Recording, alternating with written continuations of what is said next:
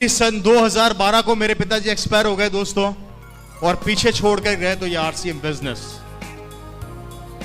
आज उनकी मेहनत के कारण ये रवि शर्मा जो आज आपके सामने खड़ा है, पूरी जिंदगी बदल गई मेरी।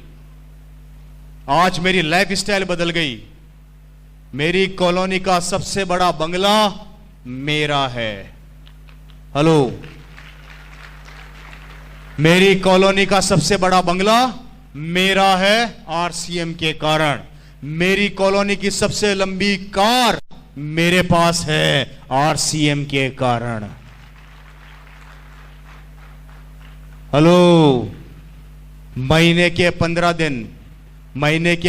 दिन 32,000 फुट की ऊंचाई के ऊपर लंच, ब्रेकफास्ट और डिनर करता हूं मेरे दोस्त। 32,000 फुट की ऊंचाई, समझ गए? समझ गए?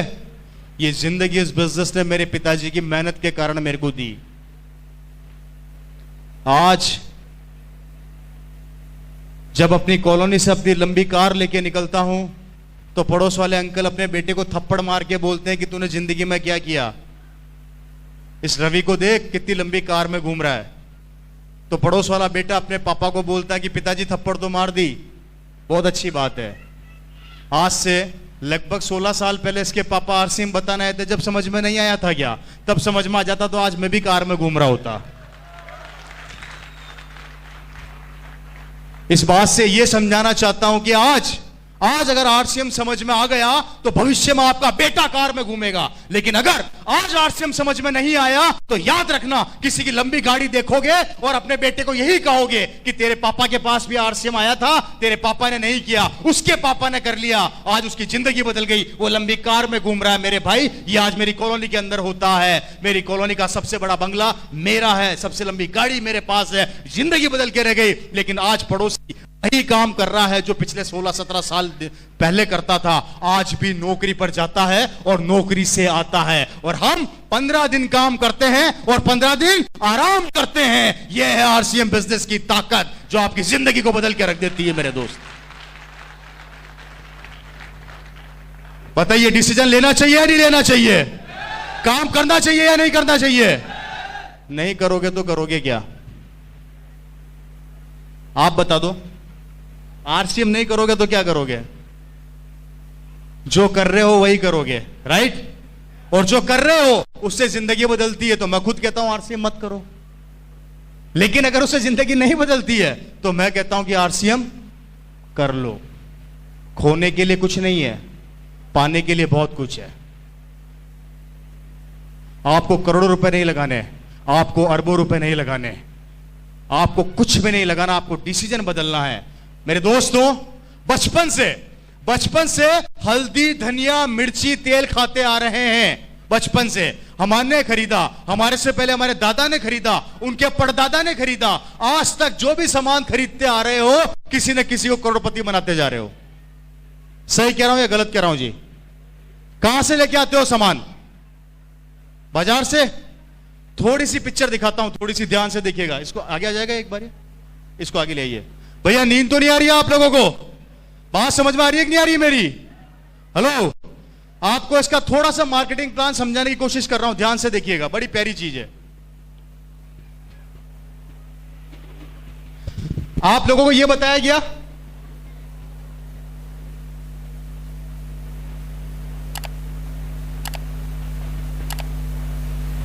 ऐसे ही बताते हैं हम लोग, यही बताते हैं जी। 5 रुपए की चीज बनी, 10 रुपए में मार्केट में बिक गई, यही बताते हैं हम लोग। 5 रुपए बिचौलियों के पास चला गया, यही बताते हैं हम लोग। थोड़ा ध्यान से देखिएगा, थोड़ा ध्यान से। हमारे देश की आबादी कितनी है? 120 करोड़। थोड़ा ध्यान से देखिएगा। आपको इस 5 रुपए की ताकत को दिखा रहा हूं। ये 5 रुपया क्या काम करता है? हमारे देश की आबादी है 100 करोड़, राउंड फिगर में ले लेते हैं। आप रोज सुबह उठते हो, सब उठते हो, सबसे पहले क्या करते हो? ब्रश। कहां से लाते हो? मार्केट से, बाजार से कितने रुपए का आता है? 20 रुपए का आता होगा। हेलो, 20 रुपए का आता है जी। 20 रुपए का ब्रश आप लोग सब रोज सुबह उठते हो और बाजार से लेके आते हो। आपने कितना रुपया ज्यादा दिया? 20 रुपए की एमआरपी का ब्रश है, आप बाजार से लेकर आए, आपने कितना रुपया ज्यादा दिया उस ब्रश पे? 10 रुपया। कितना ज्यादा दिया जी? 10 रुपया। थोड़ा ध्यान से देखिएगा, आपने 10 रुपया ज्यादा दिया और 100 करोड़ की आबादी रोज सुबह ब्रश करती है। 100 करोड़ की आबादी इंटू 10 रुपया इज इक्वल टू 1000 करोड़ रुपया हमारी जेब से निकल गया।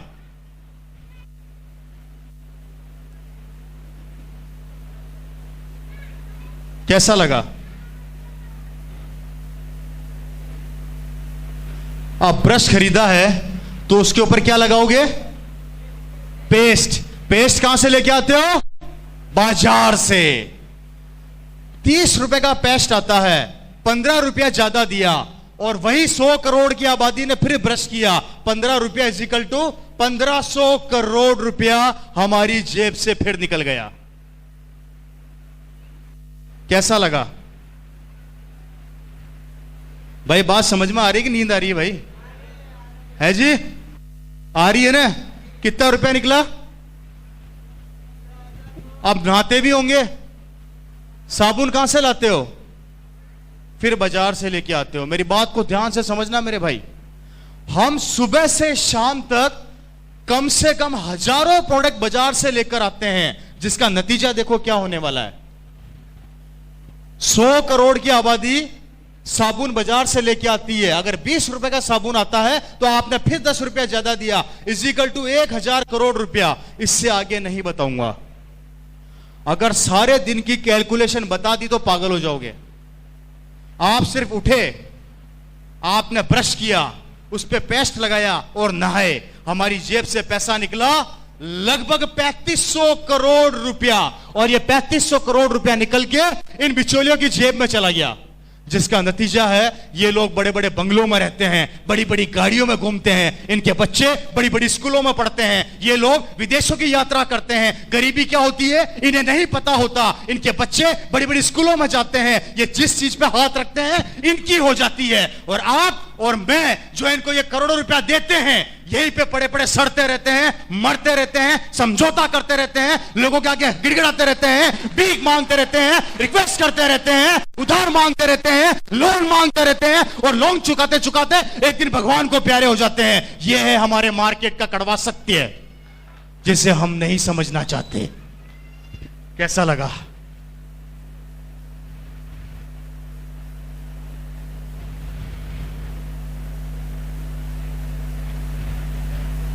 मुझे बताया गया था कि यहां के लोग भाषा नहीं समझते, कोई रिएक्शन आएगा नहीं, तो मतलब सही बात है क्या? इतना सन्नाटा क्यों है भाई? है जी? कैसा लग रहा है? मेरी बात को ध्यान से सुनिएगा। ये वो 3500 करोड़ रुपया है जो इनके पास जा रहा है और हम दे रहे हैं और हम देते रहेंगे। हमने दिया, हमारे दादा ने दिया, हमारे परदादा ने दिया, हमारे बच्चे भी देंगे और उनके बच्चे भी देंगे। देना तो पड़ेगा, देना तो पड़ेगा। और आरसीएम कहती है इस 3500 करोड़ का 40% पैसा अगर मैं आप लोगों में बांट दूं, कितना होता है जी?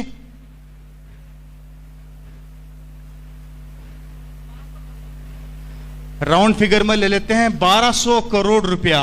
ये 1200 करोड़ रुपया अगर आरसीएम हम लोगों में बांट देती है तो हमें कहा जाता है हम पागल बनाने आ गए हैं, और दुकान वालों को कहा जाता है कि वो पागल नहीं बना रहे हैं। अब दिमाग खुद लगा लो कि पागल कौन बना रहा है।